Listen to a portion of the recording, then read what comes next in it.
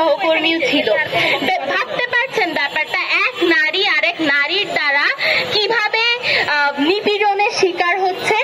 এবং সব থেকে হতাশার বিষয় যেটি, এই ধরনের জিনিসগুলো যখন ঘটে তারপর এগুলোকে ধামা চাপা দেওয়ার জন্য বলা হয় মেয়েটি নাকি আত্মহত্যা করেছে। ও তার যে কলেজের প্রিন্সিপাল ছিলেন তার বিরুদ্ধে এই অভিযোগ উঠেছে, তিনি নাকি এইটিকে বলতে চেয়েছেন একটি আত্মহত্যা। এবং তিনি এখানে যে ধরনের প্রমাণগুলো ছিল সেগুলোকে তিনি লুকানোর চেষ্টা করেছেন। বুঝতে পারছেন আমরা কোন ধরনের সমাজে বসবাস করছি। এটি শুধু পশ্চিমবঙ্গের অবস্থা নয়, এটি আমাদের বাংলাদেশে অহরহ হয়। কিছুদিন আগে একদম মিডিয়া পাড়া তোলপাড় হয়ে গিয়েছিল একটি 6 বছরের শিশু যে কিনা তার পাশের বাসার প্রতিবেশী দ্বারা ধর্ষণের শিকার হয়।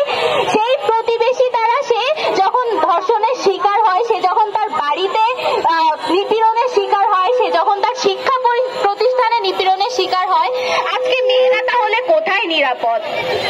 মেয়েদের এই নিরাপত্তা আমরা কবে নিশ্চিত করব? ঠিক কবে একটি মেয়ে ভাবতে পারবে সে যখন বাসা থেকে বেরোবে, সে যখন রাস্তা দিয়ে হাঁটবে, তার দিকে কেউ কুনজরে তাকাবে না, বাসের মধ্যে সে নিপীড়নের শিকার হবে না, রাস্তায় সে নিপীড়নের শিকার হবে না। এই জিনিসগুলো আমরা দেখছি চলেই আসছে সব সমাজে। এটি বন্ধ করতে হবে। এটি শুধু বাংলাদেশ নয়, এটি পশ্চিমবঙ্গ নয়, পুরো বিশ্বে এই জিনিসটি বন্ধ করতে হবে। মেয়েদের নিরাপত্তা নিশ্চিত করতে হবে। মেয়ে হিসাবে আমরা আর কলঙ্কিত হতে চাই না এই যে আপনাদের পুরুষ সমাজ বা নারীদের দ্বারাও। একটি নারী যখন ধর্ষণের শিকার হয়, আরেক নারী যখন তার হাত বা পা চেপে ধরে রাখে, এর থেকে ভয়ঙ্কর আর কিছু আসলে হয় না।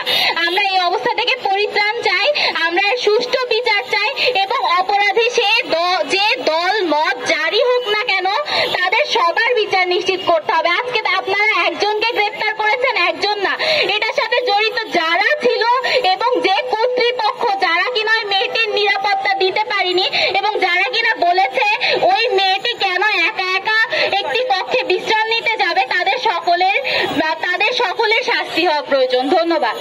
এবং ঘর থেকে আমরা আমাদের নিরাপত্তা নিশ্চিত করব। নিরাপত্তার জায়গা শুরু হবে আমাদের ঘর থেকে।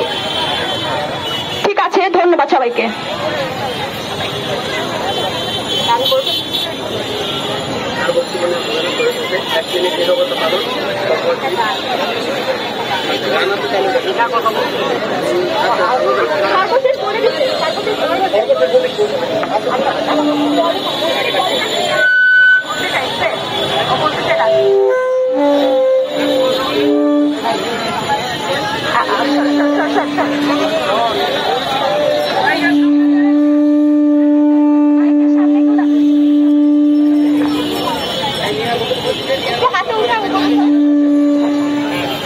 আচ্ছা, আমাদের মাঝে এই মুহূর্তে বক্তব্য রাখবে নিশিতা জামান নিহা।